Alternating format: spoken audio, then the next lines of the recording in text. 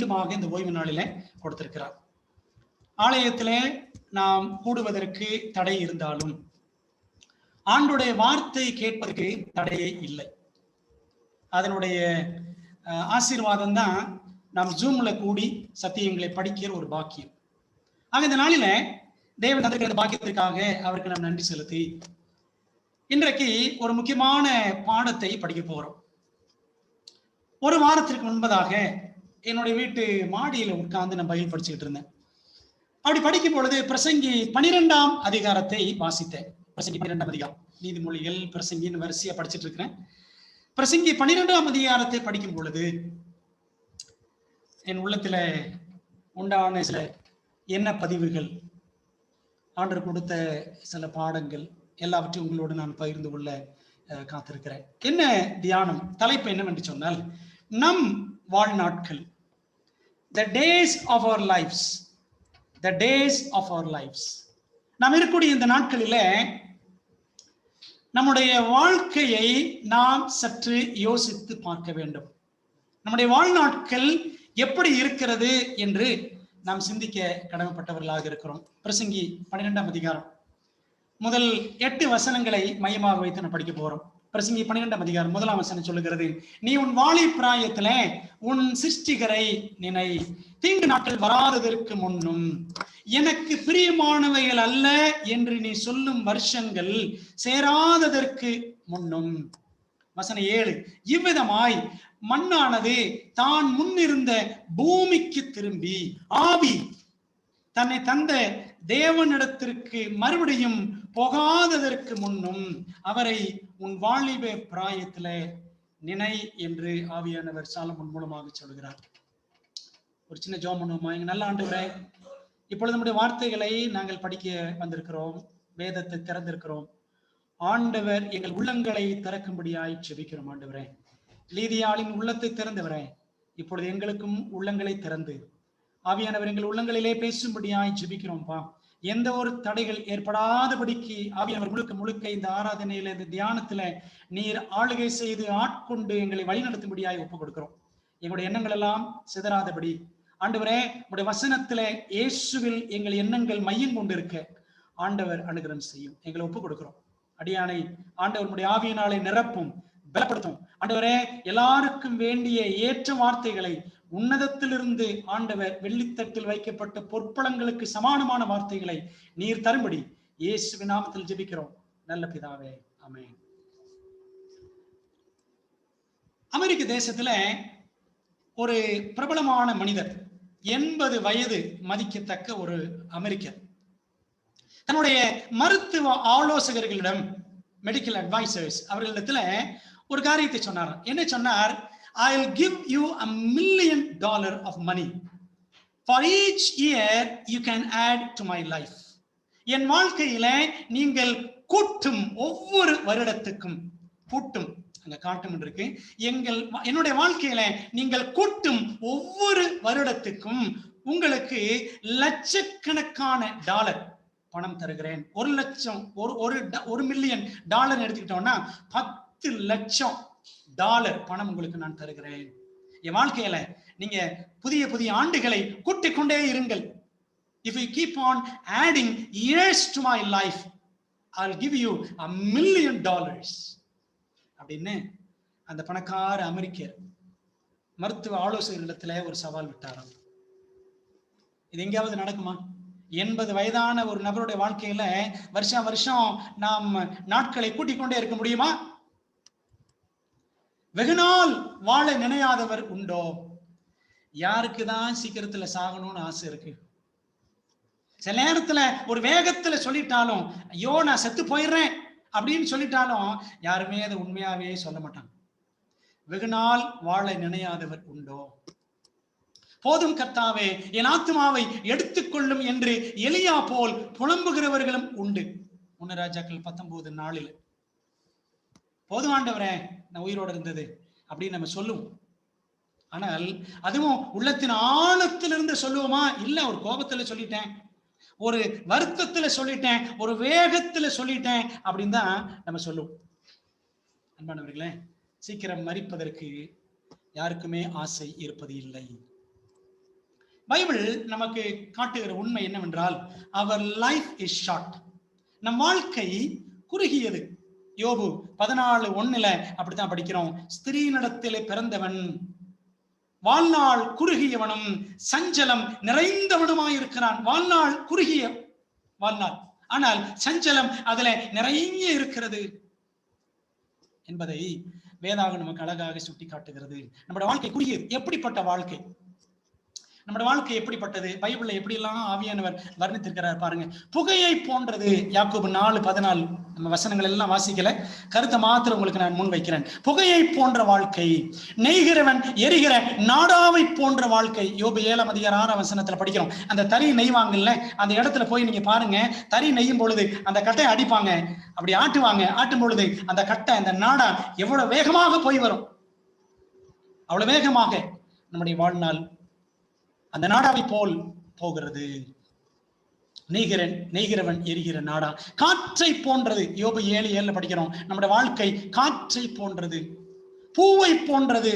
யோபு 14:2 வாசிக்கிறோம். பூவை போன்ற வாழ்க்கை, நிழலை போன்ற வாழ்க்கை. யோபு 14:2. யோபு 8:9 படிக்கிறோம். 8:9 நிழலை போன்ற வாழ்க்கை.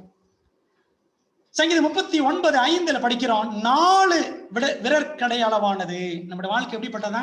4 விரற்கடை அளவானது. இந்த விரல் பாருங்க, 4 விரல் இருக்கு. இந்த 4 விரற்கடை இவ்வளவுதான். ஒரு சின்ன வாழ்க்கை, ஒரு குறுகிய ஒரு வாழ்க்கை. நம்முடைய வாழ்க்கை 4 விரற்கடை அளவானது என்று தாவீது சொல்லுகிறார். 7வது பார்க்கிறோம், எவ்வளவு நிலையற்றது. சங்கீதம் 89:47 படிக்கிறோம். என்னுடைய வாழ்க்கை எவ்வளவு நிலையற்றது என்று சங்கீதக்காரன் சொல்லுகிறார். அப்படியே அந்த சங்கீதத்துல 48 படிக்கிறோம், மரணத்தை காணாமல் உயிரோடு இருப்பவன் யார்? தன் ஆத்துமாவை பாதாள வல்லடிக்கு விலக்கி விடுகிறவன் யார்? மரணத்தை காணாமல் உயிரோடு இருப்பவன் யார்? மரணத்தை நான் தவிர்த்து விடுவேன் அப்படின்னு யாரும் சொல்ல முடியுமா? முடியாது. அன்பானவர்களே, நம்முடைய வாழ்க்கை குறுகியது. Our life is very short. நம்முடைய வாழ்நாட்கள் எப்படிப்பட்டவை? வாழ்நாட்கள் எப்படிப்பட்டவை? நாட்கள் என்ற கணக்கில வேதம் எப்படி வர்ணிக்கிறது பாருங்களேன். நம்முடைய நாட்கள் பொல்லாத நாட்கள். நாட்கள் பொல்லாதவைகளானதால் எபேசியர் 5:16 பவுல் சொல்றார். 2வது தீங்கு நாட்கள் என்று சொல்லுகிறார் சாலமோன், பிரசங்கி 12:1. தீங்கு நாட்கள் வராததற்கு முன்னும். 3வது வருத்தமும் சஞ்சலமுமான நாட்கள். சங்கீதம் 90:10 மோசே சொல்லுகிறார். வேதத்துல வாசிக்க கேட்டோம். நம்முடைய வாழ்நாட்கள் அது 70 வருஷம், பலத்தின் மிகுதினால 80 வருஷம். ஆனாலும் வருத்தமும் சஞ்சலமும் நிறைந்த நாட்கள். அதனாலதான் மோசே ஜெபிக்கிறார், ஆண்டவரே எங்கள் நாட்களை என்னும் அறிவை எங்களுக்கு தாரும். பிரியமானவர்களே, நம்ம இருக்கிற இந்த காலகட்டத்துல நம்முடைய நாட்கள் என்னைக்கு போகும், நம்முடைய உயிர் என்னைக்கு போகும், நம்முடைய நாட்கள் என்னைக்கு முடியும் நமக்கு தெரியாது. வருத்தமும் சஞ்சலமான நாட்கள். 4வது கதையை போன்ற நாட்கள். ஒரு கதையை போல எங்கள் நாட்களை கழித்து போட்டோம். கதையை போல. சங்கீதம் 90:9 படிக்கிறோம். கதையை போன்ற நாட்கள். கதை கேட்கும் பொழுது அப்படியா அப்படின்னு கேட்போம், கதை கேட்போம். அது மாதிரி நம்முடைய வாழ்க்கையும் ஒரு கதை மாதிரி. இப்படி ஒரு பாஸ்டர் இருந்தாருங்க, இப்படின்னு ஒரு மூப்பர் இருந்தாரு, இப்படின்னு ஒரு விசுவாசி இருந்தாரு, நல்லா இருந்தாரு, நல்லா அருமையா ஊழியம் செஞ்சாரு, போயிட்டாருங்க, அப்படியா அப்படின்னு கதை கேட்கிற மாதிரி நம்முடைய நாட்கள் போய்விடும்.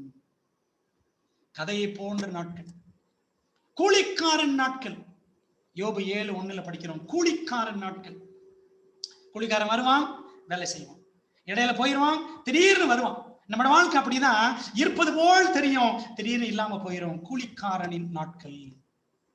6வது அஞ்சல்காரன் ஓட்டத்திலும் தீவிரமான நாட்கள். அந்த காலத்துல, வேதாம காலத்துல அஞ்சல்காரர்கள் ஊர் ஊரா ஓடுவாங்களாம். ஓடி ஓடி ஓடி ஓடி குரியர் கொடுப்பாங்க. இன்னைக்கு வண்டி போகுது.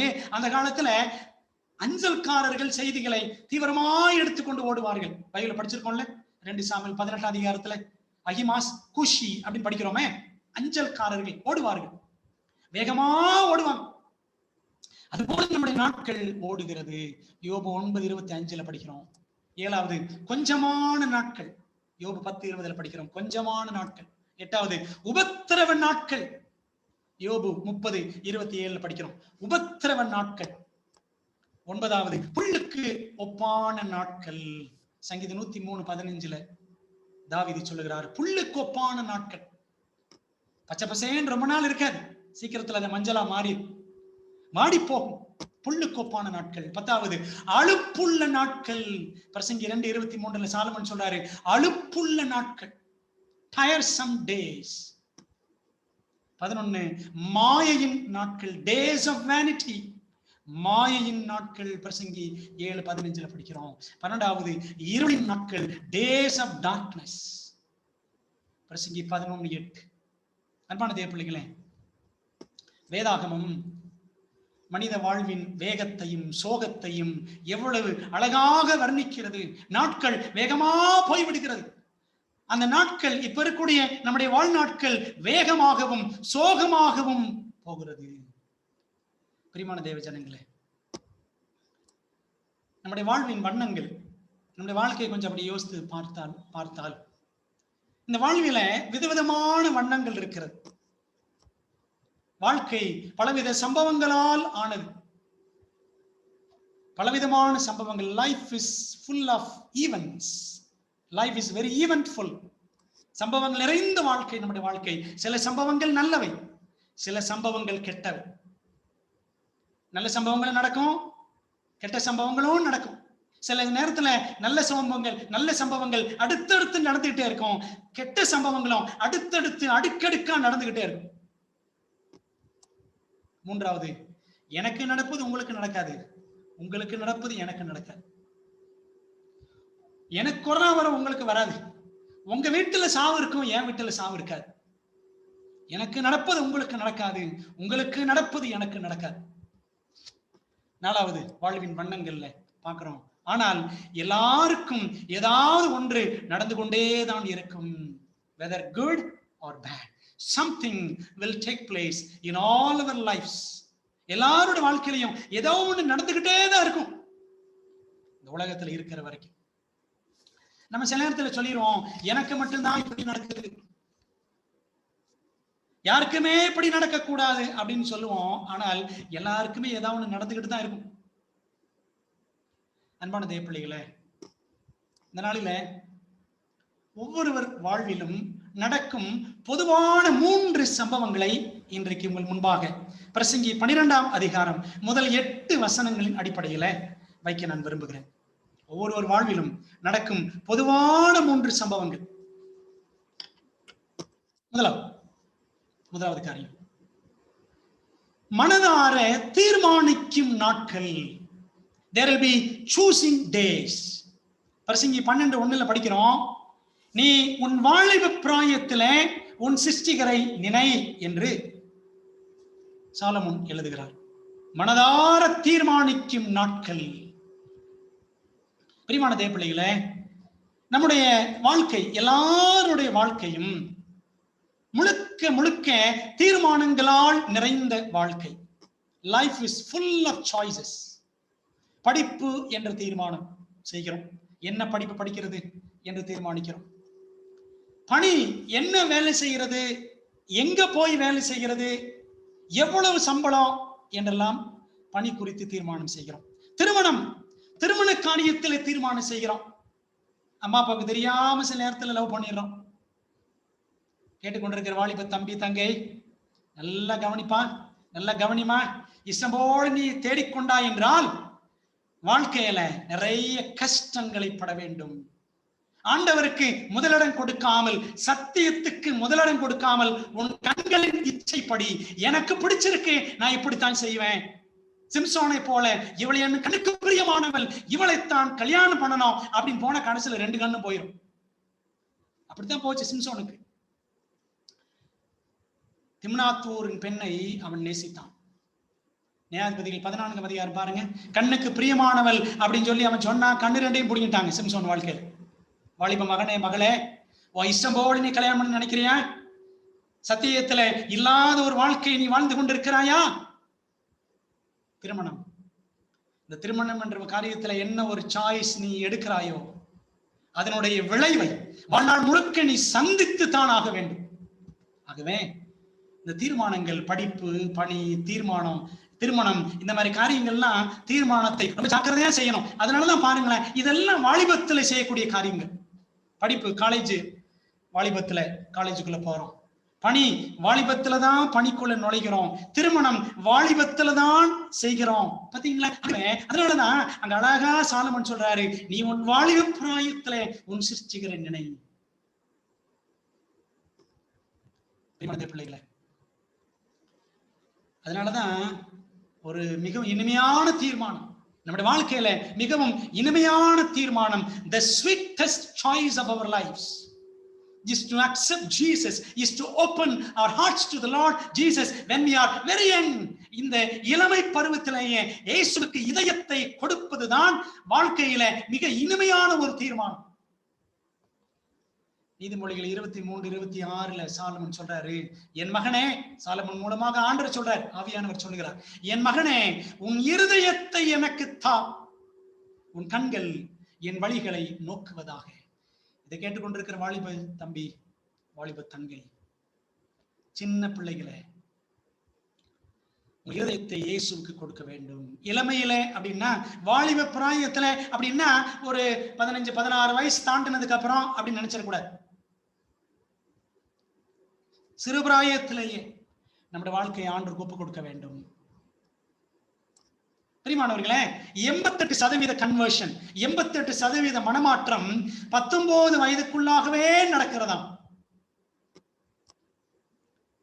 68% மனமாற்றம் 9 to 14 வயதுக்குள் நடக்கிறதாம். அதை அடிக்கடி சொல்லுவாங்க. நம்முடைய சபையில் இருக்கக்கூடிய வாலிய பிள்ளைகள், நம்முடைய வாலிய பிள்ளைகள் 14-15 வயசுக்குள்ளேயே ஞான ஸ்நானம் எடுத்துடணும். பிள்ளைகள் சத்தியங்களை படிச்சு, எல்லாம் செவன்தரை பிள்ளைதான், எல்லாம் செவன்த்ல ரொம்ப வருஷம் இருக்கிறாங்க அப்படின்றதுக்காக பைபிள் ஸ்டடி கொடுக்காமலாம் முக்க கூடாது. அவங்க நம்ம சபையை சேர்ந்தாலும் அவங்க ஞானஸ்நானம் பெறுவதற்கு முன்பதாக வேதபாடம் படித்து ஞானஸ்நானம் எடுக்கணும். 14-15 வயசுக்குள்ளே ஞானஸ்நானம் கொடுத்துடணும். அன்பான தேவ பிள்ளைகளே, பாத்தீங்களா? 88% மனமாற்றம் 19 வயசுக்குள்ளேயே நடக்கிறது. 68% மனமாற்றம் 9 to 14 வயதுக்குள் நடக்கிறது. அந்த கல்யாணம் வர்ற டைம்ல பார்த்து ஞானஸ்நானத்துக்கு வர்றது. அப்படி செய்யாதீங்க திருச்சபையின் பிள்ளைகளை, உங்களுக்கு எச்சரிப்பாக சொல்கிறேன், அப்படிலாம் செய்யவே செய்யாதீங்க. தப்பான ஒரு தீர்மானம் அதெல்லாம். கல்யாணத்துக்காக ஞானஸ்நானம் எடுக்கிறது கடைசியில காணாம போயிடும். நீ அப்படிதான் நடக்குது, நிறைய நானும் பார்த்துட்டேன். அன்பான தேவ ஜனங்களே, டிஎல் மூடி நம்முடைய வாழ்க்கை ஒரு சுவையான வாழ்க்கை, படிச்சுக்கிட்டே இருக்கலாம். டிஎல் மூடி ஒரு நாள் ஒரு கூட்டம் ஒன்று நடத்தினார். நிறைய கூட்டங்கள் நடத்தினவர், சுவிசேஷ கூட்டங்கள். ஒரு நாள் கூட்டம் நடத்திட்டு அவர் வீட்டுக்கு வந்தாராம். வீட்டுக்கு வந்த பொழுது அவருடைய நண்பர் ஒருத்தர் கேட்டார், இன்றைக்கு கூட்டங்கள் எப்படி நடந்தது பாஸ்டர் மூடி அப்படின்னு கேட்டார். நல்லா நடந்துச்சு. இவர் கூட்டங்கள்ல நிறைய பேர் ஆண்டவரை ஏற்றுக்குவாங்க. 400, 500, 1000, 2000 அப்படின்னு 1000 கணக்கில் ஆத்துமாக்கள் ஆண்டவரை ஏற்றுக்கொள்வார்கள். அப்ப இவர்கிட்ட கேட்டாரா நண்பர், இன்னைக்கு எத்தனை பேர் ஆண்டவரை ஏற்றுக்கொண்டார்கள் அப்படின்னு. உடனே டிஎல் மூடி சொன்னாரா, 2.5 பேர் அப்படின்னாராம். எத்தனை பேர் ஆண்டவரை ஏற்றுக்கொண்டார்கள்? 2.5 பேர் அப்படின்னு மூடி சொன்னாராம். உடனே நம்ம என்ன நினைப்போம், 2 பேர்னா 2 பெரியவங்க, ஒரு சின்ன பிள்ளை அப்படின்னு நம்ம நினைப்போம். அப்படித்தான் அந்த நண்பரும் நினைச்சார். ஆனால் டிஎல் மூடி ரொம்ப ஞானமாக பதில் பேசக்கூடியவர், ரொம்ப ஞானமாக சத்தியத்தை பேசக்கூடியவர். டிஎல் மூடி சொன்னாரா, நண்பரே, நீங்கள் நினைத்தது தவறு. ஏனென்றால் நான் சொன்ன அர்த்தம் வேற. வந்தவங்க ஆண்டவரை ஏற்றுக்கொண்டவர்கள், வந்தவங்க எவ்வளவு பேரு? ஆண்டவரை ஏற்றுக்கொண்டவர்கள் 2.5 பேர், 2 சின்ன பிள்ளைய, ஒரு பெரியவங்க அப்படின்னு சொன்னார். என்ன அர்த்தம்? 2 சின்ன பிள்ளைகள், ஒரு பெரியவர். எப்படி என்றால் 2 சிறு பிள்ளைகளும் தங்களை முழுமையாக ஆண்டவருக்கு தங்களை ஒப்படைத்து விட்டார்கள். ஒரு பெரியவர் பாதி வாழ்க்கையை உலகத்துக்காக வாழ்ந்துவிட்டு மீதியை மட்டும் ஆண்டவருக்கு கொடுத்ததால் அவர்தான் அரை டிக்கெட் கணக்கு. அதனாலதான் சொன்னேன், 2.5 அந்த அரை டிக்கெட்டு பெரியவர், அந்த 2 பேரு முழு டிக்கெட் யாருன்னா 2 சின்ன பிள்ளைங்க. ஏன்னா தங்களுடைய சின்ன வயதிலேயே ஆண்டவருக்கு தங்களை ஒப்பு கொடுத்து விட்டார்கள் அப்படின்னு சொன்னாரா. இதை கேட்டுக்கொண்டிருக்கிற ஐயா, அம்மா, வாலிப தம்பி, தங்கை, சின்ன பிள்ளைகளை, நல்ல வேலையெல்லாம் முடிச்சு நல்லா சம்பாதிச்சுட்டு ரிட்டையர்ட் ஆகிட்டு சொல்லுவாங்க பாருங்க, நான் ரிட்டையர்ட் ஆன பிறகு எனக்கு என்ன பாஸ்டர், நான் ஊழியத்திற்கு போகிறேன் அப்படின்வாங்க. பார்த்திருக்கீங்களா? ரிட்டையர்ட் ஆன பிறகு ஊழியத்துக்கு போறது, உலகத்துல கழிக்கிறது பூரா கழிச்சிட்டு என்ஜாய் பண்றதெல்லாம் என்ஜாய் பண்ணிட்டு கடைசியில இந்த மிச்ச சொச்ச வாழ்க்கைய பலவீனமும் அப்படியே கூணு விழுந்த அந்த காலகட்டத்துல வந்து நான் இனிமேல் ஆண்டவருக்கு ஊழியம் செய்கிறேன் அப்படின்வாங்க. பார்த்திருக்கீங்களா? அன்பான தேவப்பிள்ளைகளே, ஆண்டவருக்கு நாம் முழுமையாய் நம்மை அர்ப்பணிக்கிறோமா, அல்லது முக்காவாசி அர்ப்பணிக்கிறோமா, அல்லது பாதி அர்ப்பணிக்கிறோமா, அப்படியே அர்ப்பணிக்கிறோமா, அரை குறையாய் அர்ப்பணிக்கிறோமா என்பதை நாம் சிந்தித்து பார்க்க வேண்டும். Don't burn your candle for the devil and blow the smoke of wasted life in the face of God. நம்முடைய வாழ்க்கைய முழுக்க முழுக்க பிசாசுக்காக வாழ்ந்துட்டு நம்முடைய வாழ்க்கை மெழுகுவர்த்திக்கு சமம் அப்படி எரிஞ்சு உருகுது பாத்தீங்களா, பிசாசுக்காக உலகத்துக்காக வாழ்ந்துவிட்டு கடைசியில பாத்தீங்கன்னா அந்த வீணா போன வாழ்க்கையை பூன் ஊதி தள்ளிட்டு யார் முகத்துல அந்த அந்த வீணா போன வாழ்க்கையின் புகையை ஊதுவது? ஆண்டவர் முகத்துல ஊதுது. Don't burn your candle for the devil and blow the smoke of wasted life in the face of God. உலகத்திற்காக, ஏன் சுயத்துக்காக, ஏன் இஷ்டத்துக்காக, பிசாசுக்காக வாழ்க்கையை வாழ்ந்துட்டு கடைசியில மிச்ச சொச்ச வாழ்க்கைய ஆண்டவருக்கு நான் தருகிறேன் அப்படின்னு வர்றது. அன்பான தேவப்பிள்ளைகளே, சாலமன் சொல்லுகிறாரு, நீ உன் வாலிப பிராயத்திலே உன் சிருஷ்டிகரை நினை என்று தேவன் நம்மோடு பேசுகிறார். இதை கேட்டுக்கொண்டிருக்கிற அருமையான தம்பி தங்கை, உன் வாழ்க்கை இன்னும் ஆண்டவருக்கு நீ அர்ப்பணிக்காமல் இருக்கிறாயா? This is the time for you to commit your life to God and His cause. ஆண்டவருக்கும் அவருடைய ஊழியத்திற்கும் அவருடைய மகிமைக்கும் உன் வாழ்க்கையை நீ ஒப்படைக்க வேண்டிய நேரம் இதுதான். எப்பொழுது கொரோனா வரும், எப்போ உயிர் போகும் தெரியாது. மாஸ்க் மாட்டிக்கிட்ட தப்பிச்சுக்கலாமா? வீட்டுக்குள்ளே இருந்தவங்களுக்கும் கொரோனா வருது. அன்பான தேவப்பிள்ளைகளே, இயேசுவுக்கு இப்பொழுதே இடம் கொடு, இதயம் கொடு. கர்த்தரை கண்டடையத்தக்க சமயத்தில் அவரை அண்டிக் கொள்ளுங்கள். அவர் சமீபமாய் இருக்கையில் அவரை நோக்கி கூப்பிடுங்கள். கண்டடையத்தக்க சமயத்தில் அவரை தேடுங்கள். ஏசா 55:6 படிக்கும். இன்றே ரட்சணியினால் இப்பொழுதே அனுகிரக காலம். 2 கொரிந்தியர் 6:2 பவுல் சொல்கிறார், Now is the time to commit our lives to God. இப்பொழுதே நம்முடைய வாழ்க்கையை ஆண்டவருக்கு என்று அர்ப்பணிக்க வேண்டும். எப்ப என் வாழ்க்கை முடியும்? மரண செய்தி அடுத்து அடுத்து அடுத்து வந்துகிட்டே தாங்க இருக்கு. மரண செய்தி வந்து கொண்டே தான் இருக்கிறது. அடுத்து எப்போ என் உயிர் போகும் எனக்கு தெரியாது. நேற்று ஒரு செய்தி கேள்விப்பட்டேன். நம்முடைய சபை விசுவாசி ஒருத்தர் சொன்னாரு, அவர் காலையில இருந்து போன் அடிச்சுக்கிட்டே இருக்கிறேன், எடுக்கல அவர். அப்போ மதியத்துக்கு மேல கூப்பிட்டாரு, என்ன பிரதர் என்ன ஆச்சுன்னு. ஃபர்ஸ்ட் பக்கத்து வீட்டுல உள்ள ஒருத்தவங்க, சின்ன வயசுக்கார 44-45 வயசு தான், மரம் வெட்டலாம்னு மேல ஏறினாரு. 20 அடி உயரம், மரத்துக்கு மேல ஏறினாரு. மேல ஏறினவர் தவறி கீழே விழுந்து மண்டை பொளந்து ஸ்பாட் அவுட் அப்படின்னு. அன்பான தேவப்பிள்ளைகளே, எப்போ உயிர் போகும் எப்படி போகும்னு தெரியாதுங்க. நீ உன் வாழை பிராயத்திலே உன் சிருஷ்டிகரை நினை என்று தேவன் நமக்கு அழைப்பு கொடுக்கிறார். இரண்டாவது, மாற்றத்தின் நாட்கள். நாம் இருக்கிற நாட்கள் எப்படிப்பட்ட நாட்கள்? There will be changing days. முதல்ல பார்த்தோம், there will be choosing days. தீர்மானிக்கும், மனதார தீர்மானிக்கும் நாட்கள். இந்த நாட்களிலேயே ஆண்டவருக்காக நம்முடைய வாழ்க்கை அவருக்கென்று நாம் தீர்மானித்து விட வேண்டும்.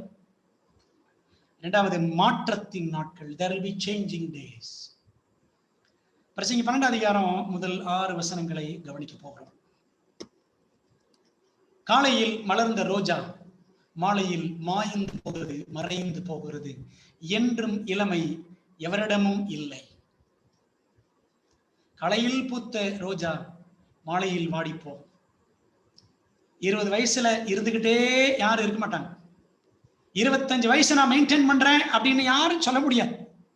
என்னதான் நம்ம டை அடிச்சாலும், நம்முடைய நடை உடை தோரணை பாவனை பேச்சு எல்லாம் காமிச்சிடும் நமக்கு எத்தனை வயசு அப்படின்னு. அன்பானவர்களே, என்றும் இளமை எவரிடமும் இல்லை. மனித உடலை வேதாகமம் ஒரு வீட்டுக்கு ஒப்பிட்டு பேசுகிறது. Human body is equal to a house. அப்படிதான் பைபிள்ல அழகா படிக்கிறோம். பாருங்களேன் சில வசனங்கள். மண் வீடு, யோபு 4ஆம் அதிகாரம் 19ஆம் வசனத்துல படிக்கிறோம். புழுதியில் அஸ்திபாரம் போட்டு, ஆண்டு அங்கதான் அஸ்திபாரம் போட்டாரு, நம்மள மண்ணில இருந்து தான் எடுத்தார். புழுதியில் அஸ்திபாரம் போட்டு மண் வீடுகளில் வாசம் பண்ணி பொட்டுப்பூச்சியால் அரிக்கப்படுகிறவர்கள் மேல் அவர் நம்பிக்கை வைப்பது எப்படி? அன்பான தேவ பிள்ளைகளே, நம்முடைய நிலைமை தாங்க. புழுதியில் அஸ்திபாரம் போட்டு மண் வீடுகளில் வாசம் பண்ணி பொட்டுப்பூச்சியால் அரிக்கப்படுகிறவர்கள் நம்மள பொட்டியில வச்சு அவங்க உள்ளுக்களை அடக்கம் பண்ணிட்டாங்கன்னா பொட்டுப்பூச்சி வந்துடும். பொட்டுப்பூச்சி நம்மை அரித்து விடும். அன்பான தேவ பிள்ளைகளே, பைபிள் அழகா சொல்லுது, இந்த வீடு, இந்த சரீரம் இருக்கிறதே, இது மண் வீடு. மண் வீடு. இன்னொரு வசனம் பாருங்க, இது அழிந்து போகும் வீடு. அழிந்து போகும் வீடு. 2 கொரிந்தியர் 5:1 படிக்கிறோம். பூமிக்குரிய கூடாரமாகிய நம்முடைய வீடு அழிந்து போனாலும், எதை சொல்றாரு பவுல்? உடம்ப சொல்றார். முதல்ல யோபு சொன்னாரு மண் வீடு அப்படின்னு. இப்போ பவுல் சொல்றாரு பூமிக்குரிய கூடாரமாகிய நம்முடைய வீடு அழிந்து போனாலும் அப்படின்னு சொல்றாரு. இந்த வீடு அழிந்து போகிற வீடு, இந்த சரீரம் அழிந்து போகிற சரீரம். 2 பேதுரு 1:13 பேதுரு என்ன சொல்றார் பாருங்களேன். நம்முடைய கர்த்தராகிய இயேசு கிறிஸ்து எனக்கு அறிவித்தபடி நான் என் கூடாரத்தை விட்டு போவது சீக்கிரத்தில் நேரிடும் என்று அறிந்திருக்கிறேன். கூடாரத்தை விட்டு. அன்பான தேவ பிள்ளைகளே, நமது கூடாரத்தில் இருக்கிறோம். 2வது அலையில ஆண்டவர் இன்னும் ஏதோ கிருபையா உயிரோட வச்சிருக்கிறார். 3வது அலையில போயிருமா தெரியாது. 2வது அலையில அப்படியே நினைச்சிருப்போமா தெரியாது. நான் என் கூடாரத்தை விட்டு போவது சீக்கிரத்தில் நேரிடும். அன்பான தேவ ஜனங்களே, மண் வீடு, அழிந்து போகும் வீடு இந்த உடல் என்பதை நாம் மறந்துடக்கூடாது. குறிப்பிட்ட சில ஆண்டுகள் கழித்து வீடுகள் பழமை அடைவதால் இடிக்கப்படுகின்றன. ஒரு காலத்துல, அந்த காலத்துல கட்டின வீடுலாம் ரொம்ப காலம் இருந்துச்சு, நிலைச்சு இருந்துச்சு.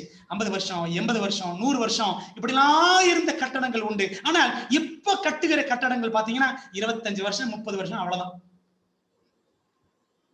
சில ஆண்டுகள் கழித்து வீடுகள் பழமை அடைவதால் இடிக்கப்படுகின்றன. மனிதனும் அப்படியே. வாலிபம் கடந்து வயோதிபம் நுழைந்து அவன் அடையும் அவதிகளை ஆவியானவர் அழகாக சித்தரித்து வைத்துள்ளார் சாலமோன் ஞானியின் மூலமாக. அதை நம்ம பிரசங்கி 12ஆம் அதிகாரத்துல படிக்கிறோம். முதுமையின் மாற்றம், முதுமையின் முன்னேற்றம் குறித்த 20 வர்ணனைகள் பிரசங்கி 12ஆம் அதிகாரத்துல இருக்கு. அன்பானவர்களே, இங்க என்ன படம் போட்டிருக்கோம்? மார்க் ஃபின்லே, அவருடைய மனைவி ஏர்னஸ்டைன் ஃபின்லே. ஏன் போட்டிருக்கோம்னா, நல்ல ஊழியம் செஞ்சாங்க. இப்ப அவங்களுக்கு வயசாகி போச்சு. உலகத்துல பல நாடுகளுக்கு சென்றார் இந்த ஊழியக்காரர். இப்ப முடியல. முதுமையின் மாற்றம், முன்னேற்றம் குறித்த 20 வர்ணனைகள் பிரசங்கி 12ஆம் அதிகாரத்தில் இருக்கிறது.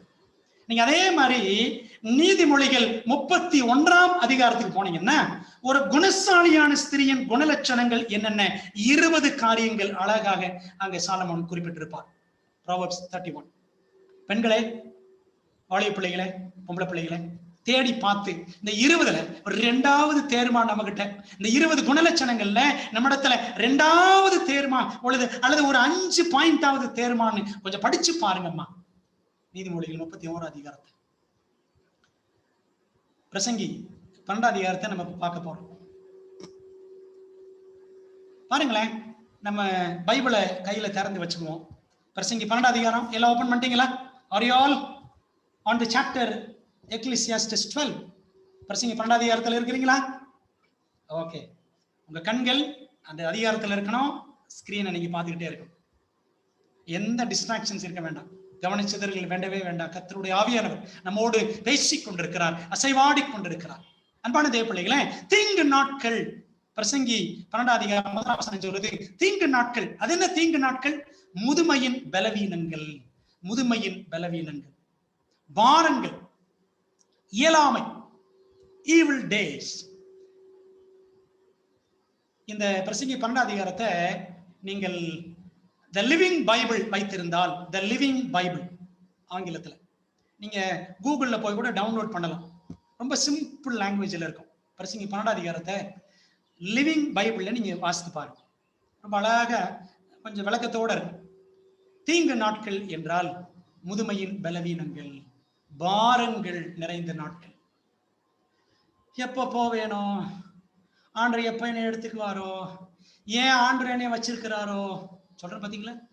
வயதானவர்கள், முதுமையின் பலவீனங்கள், பாரங்கள், இயலாமை வெளிப்படக்கூடிய நாட்கள் தீங்கு நாட்கள். சூரியனும் வெளிச்சமும் சந்திரனும் நட்சத்திரங்களும் அந்தகாரப்படாததற்கு முன்னும், சந்திரன் வெளிச்சம் நட்சத்திரங்கள் எல்லாம் அந்தகாரப்படும்.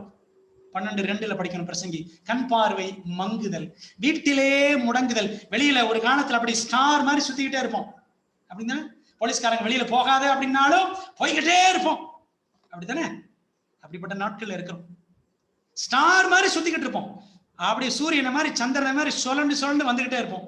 ஆனால் தீங்கு நாட்கள் வரும் பொழுது வீட்டிலேயே முடங்கி விடுவோம். ஆனா பாருங்களேன், இப்போ வயதாகி வீட்டுல முடங்கல, இன்னைக்கு கொள்ளை நோயினால வீட்டுல முடங்கிட்டோம். 3வது, மழைக்கு பின் மேகங்கள். 3ஆம் வசனத்துல படிக்கிறோம், மழைக்கு பின் மேகங்கள் திரும்ப திரும்ப வருதல், வராததற்கு முன்னும். என்ன அர்த்தம்? மேகங்கள் திரும்ப திரும்ப வருதல் அப்படின்னா முதுமையின் முன்னேற்றம், அந்த வயதான தன்மை கூடிக்கிட்டே இருக்கு. முதுமையின் முன்னேற்றம், இயற்கை சக்திகள் தொய்வடைதல். நம்முடைய கமெண்ட்ரியில 3வது வால்யூம், SDA பைபிள் கமெண்ட்ரி 3வது வால்யூம் பக்கம் 1102 படிக்கிறோம், advancing age with its dulling of the natural faculties. மழைக்கு பின் மேகங்கள் திரும்ப திரும்ப வருதல்னா இதான் அர்த்தம். நம்முடைய இயற்கை சக்திகள், அந்த ஞாபக சக்தி மறைஞ்சு போயிடும், கண் பார்வை குறைஞ்சு போயிடும், எல்லாமே இந்த சக்திகள் அப்படியே குறைஞ்சிடும். மேகங்கள் தோன்றும் போது எல்லாமே அப்படியே டல்லா இருக்கும், அந்தகாரமா மந்தாரமா இருக்கும். பாத்தீங்களா? வாழ்க்கை மந்தாரமாயிரும். இருண்ட நாட்கள், அதான் தீங்கு நாட்கள். 4வது, வீட்டு காவலாளிகள் தள்ளாடி. 3ஆம் வசனம், வீட்டு காவலாளிகள் தள்ளாடுதல். என்னது? கைகள் கால்கள்ல நடுக்கம் வந்துடும். கை காலெல்லாம் கிடுகிடு நடுங்க ஆரம்பிச்சிடும். 5வது, பலசாலிகள் கூனி போகுதல். பலசாலிகள் கூனி போய், கால்கள் முழங்கால்கள். நமக்கு பலன் எது? கால்கள், முழங்கால்கள், தோல் பட்டைகள். இதான் நம்முடைய ஸ்ட்ரென்த். இதெல்லாம் என்ன ஆயிரும்? எல்லாம் அப்படியே பலவீனமாயிரும். பலசாலிகள் கூனி போகுதல், முதுகு அப்படியே கூன் விழுந்துடும். கொஸ்டின் மார்க் ஆயிரும். கூன் விழுதல் என்று நாம் பார்க்கிறோம். 6வது, ஏந்திரம் அரைக்கிறவர்கள் கொஞ்சமானதினால் ஓய்ந்து. ஏந்திரம் அரைக்கிறவர்கள் கொஞ்சமாகுதல், பற்கள் விழ ஆரம்பிச்சிடும். பற்கள் ஆல்மோஸ்ட் இல்லாம போயிடும் வயதாகும் பொழுது.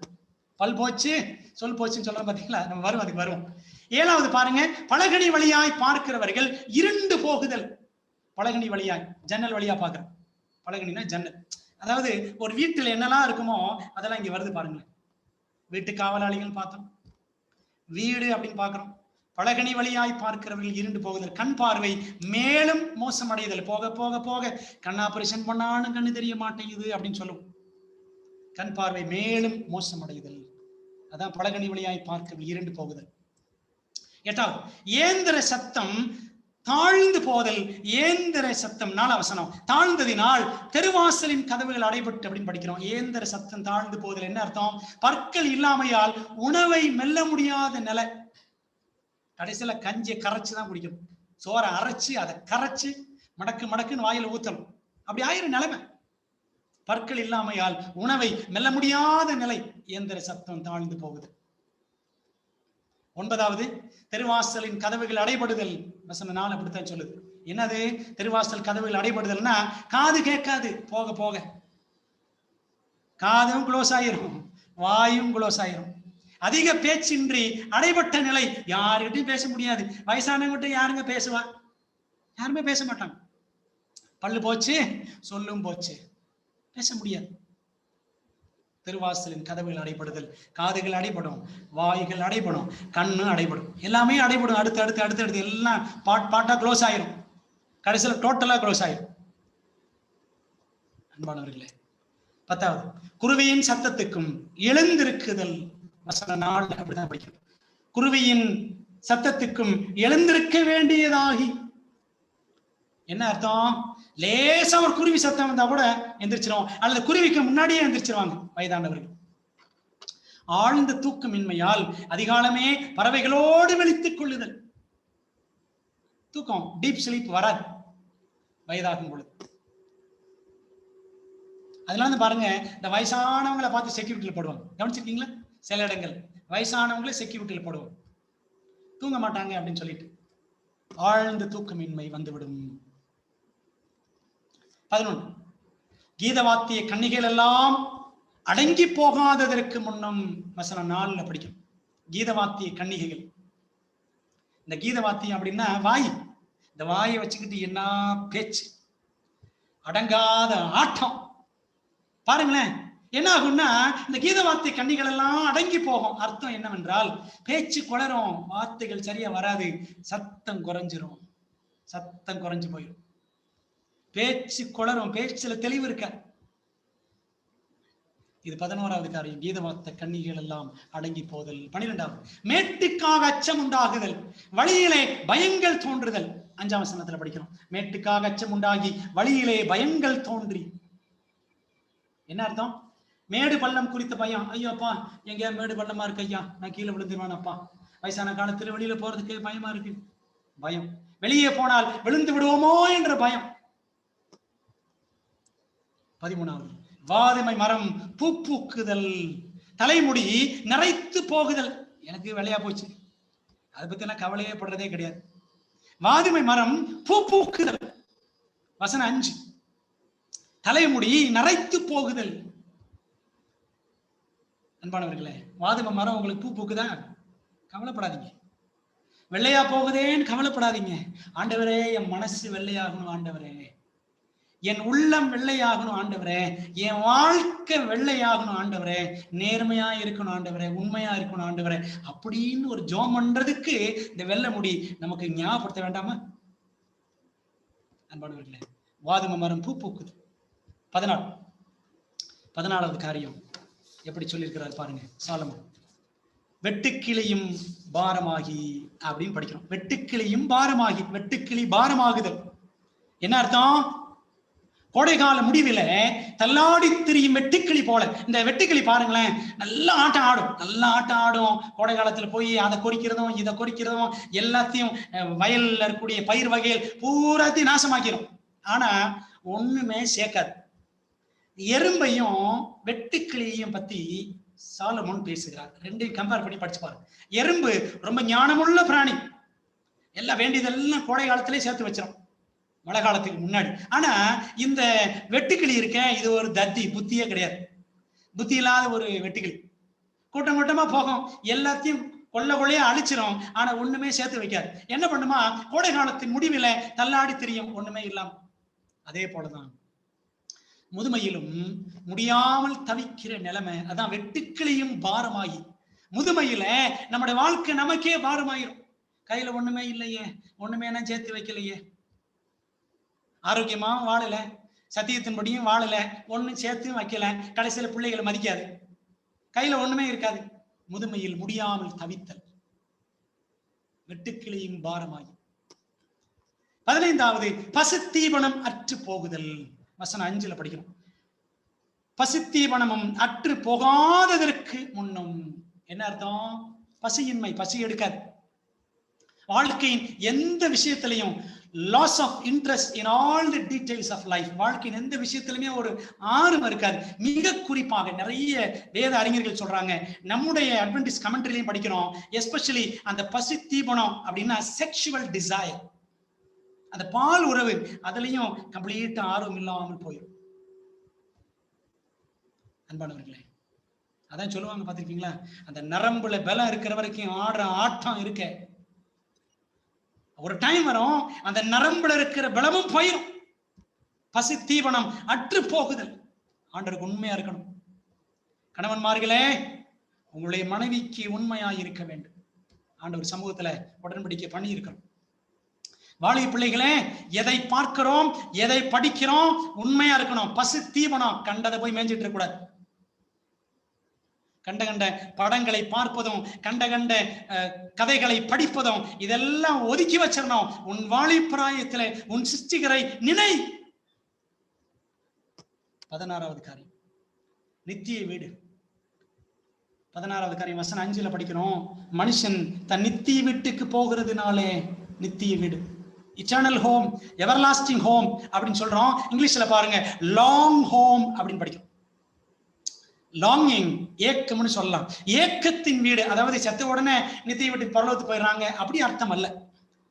நீங்க ஒரு வசனம் பாருங்க, யோபு 10ஆம் அதிகாரம் 21ஆம் வசனம் நான் எடுத்து வாசிக்கிறேன், நீங்களும் கவனியுங்கள். யோபு 10ஆம் அதிகாரம் 21ஆம் வசனம் ஸ்கிரீன்ல இல்லை என்று நான் நினைக்கிறேன். யோபு 10ஆம் அதிகாரம் 21வது வசனம் என்ன சொல்லுது?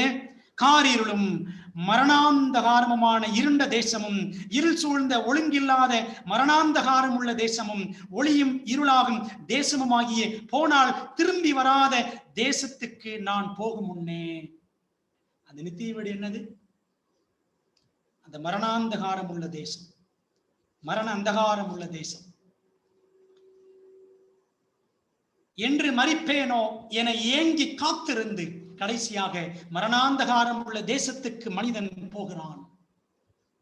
நித்திய வீடு. செத்த உடனே பரலோகத்துக்கு போயிடுறாங்க அப்படி கிடையாது, பைபிள் அப்படி போதிக்கவில்லை. மனிதன் செத்த உடனே அவன் மண் வீட்டுக்குள் போகிறான். எப்போ என் உயிர் போகும், எப்போ எனக்கு ரெஸ்ட் வரும்? அந்த ரெஸ்ட் எங்க? பரதீசுல கிடையாது, பரலோகத்துல கிடையாது. இன்னைக்கு அப்படித்தான் நிறைய பேர் போதிக்கிறாங்க. மரணாந்தகாரம் உள்ள தேசம் மண்ணுக்குள்ளதான் போறோம், அவ்வளவுதான். பெரியமானவர்களே, ஆண்டோட வருகையிலே பிற்பாடு நித்திய வீட்டுக்குள்ளே நுழைவோம். 2ஆம் வருகையிலே கிறிஸ்துவுக்குள் மரித்திருந்தோம் என்று சொன்னால் 2ஆம் வருகையிலே முதலாம் உயிர்த்தெழுதலிலே நாம் பங்கு பெறுவோம், நித்திய வீட்டுக்குள்ளே பிரவேசிப்போம். 17வது பாருங்க, வெள்ளி கயிறு கட்டுவிட்டு என்று அங்கே வாசிக்கிறோம். வெள்ளி கயிறு கட்டு விடுதல், வசனம் 6ல் படிக்கிறோம். கயிறு என்றால் அது ஒரு நீளமான ஒரு பொருள், நீளமானது கயிறு. மனிதன் உயர்வானதாக மதித்த அவனது நீண்ட வாழ்க்கை முடிவுக்கு வருதல். ஒரு நீண்ட வாழ்க்கை, கயிறு போன்ற நீளமான வாழ்க்கை சட்டுன்னு முடிவுக்கு வந்துடும்.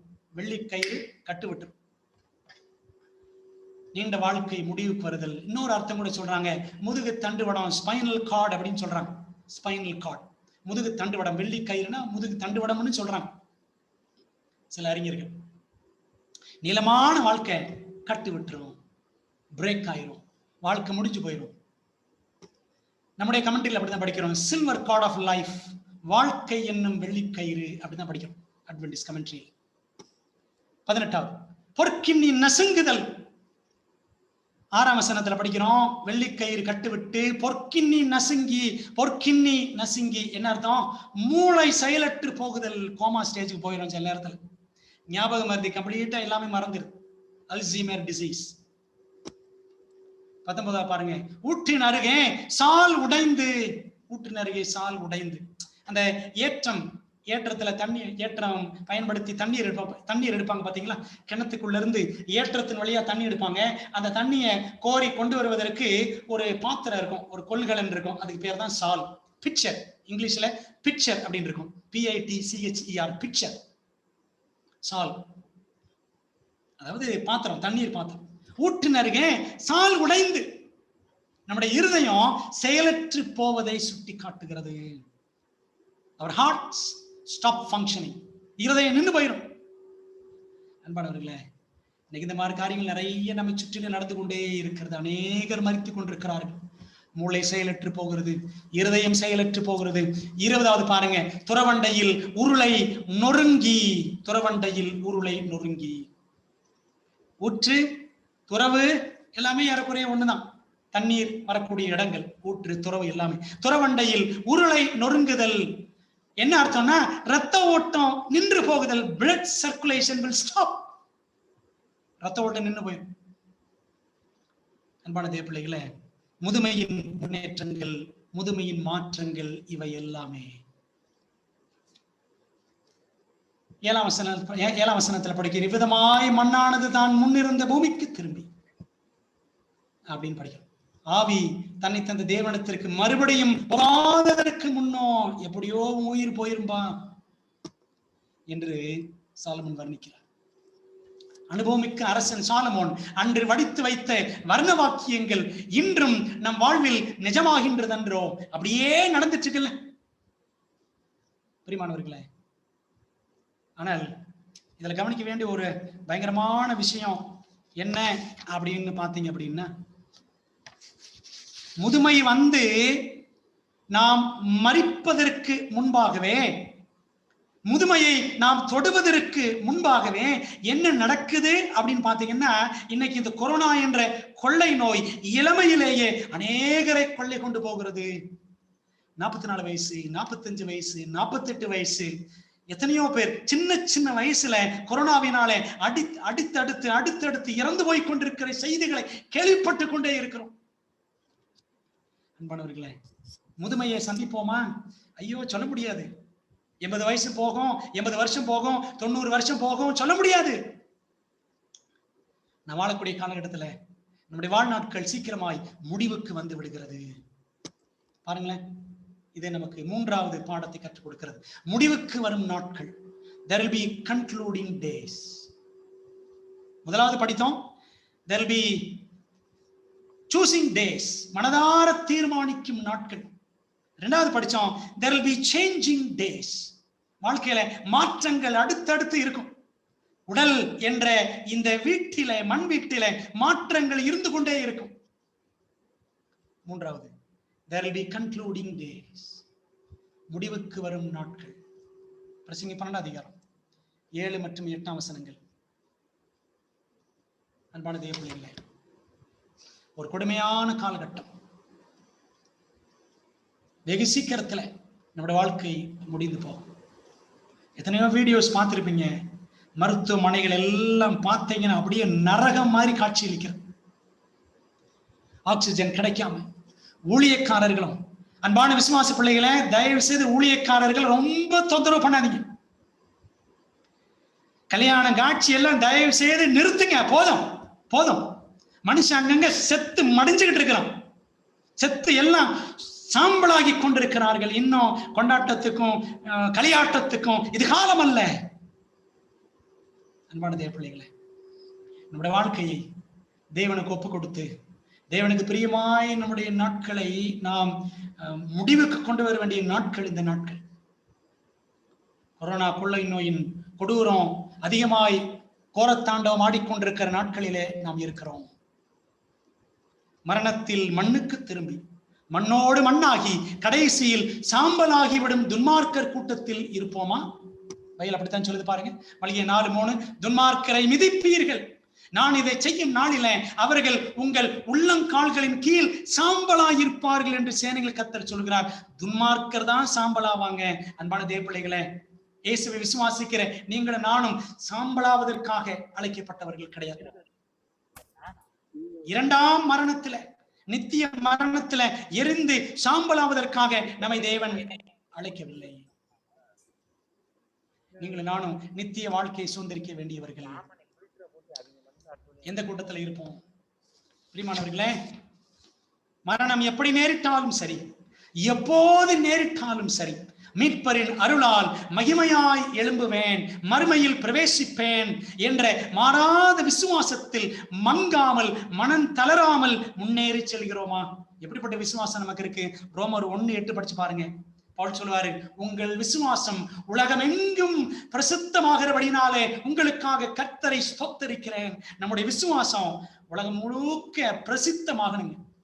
எப்படிப்பட்ட விசுவாசம் வச்சிருக்கிறோம்? அன்பான தேவ பிள்ளைகளே, மரணத்தை குறித்து அப்படியே பயந்து நடுங்கி இருக்கிறோமா? அப்படி பயப்பட வேண்டிய அவசியம் எல்லாம் இல்லைங்க.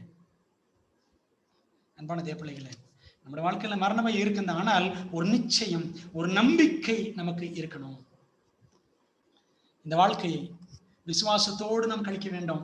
அதனாலதான் திரும்பவும் ஞானி சொல்லுகிறார், 12ஆம் அதிகாரம் 7-8 வசனங்கள்ல, இவ்விதமாய் மண்ணானது தான் முன்னிருந்த பூமிக்கு திரும்பி ஆவி தன்னை தந்த தேவனிடத்திற்கு மறுபடியும் போகாததற்கு முன்னும் அவரை உன் வாழ்வு பிராயத்திலே நினை.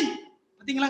1ஆம் வசனத்துல எப்படி தொடங்குறாரு? நீ உன் வாலிப பிராயத்துல உன் சிருஷ்டிகரை நினைன்னு சொல்றவரு 7ஆம் வசனத்துல எப்படி முடிக்கிறாரு? அவரை உன் வாலிப பிராயத்துல நினை. 2 காரியங்களை வாலிப பிராயத்துல சிருஷ்டிகரை நினைன்னு 2 பக்கமும் அந்த கருத்தை வச்சுட்டு நடுவுல முதுமையின் காரியங்கள் எல்லாம் அங்கே சாலமன் பேசுகிறார். இயேசு இல்லாமல் எவ்வளவு காலம் வாழ்ந்தாலும் அது மாயையே. கவனிங்க, டபுள் த டைம் 2 தடவை சொல்றாரு, உன் வாலிப பிராயத்துல கர்த்தரை நினை, சிருஷ்டிகரை நினை அப்படின்றார்.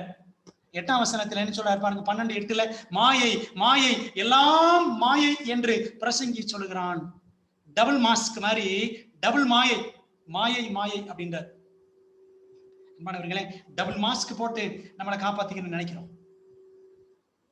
அதே போலதான் இந்த உலகத்தில் இருக்கிற எல்லா காரியங்கள், நம்முடைய வாழ்க்கையும் இந்த மண் வீடாகிய இந்த சரீரமும் அது ஒரு மாயை. இருக்கிற மாதிரி இருக்கும், இல்லாம போயிடும். டபுள் மாயை, டபுள் மாயை, டபுள் மாஸ்க் மாதிரி டபுள் மாயை. அன்பானவர்களே, இந்த மாயான உலகத்துல இயேசுவை பிடித்து கொண்டு வாழ வேண்டும்.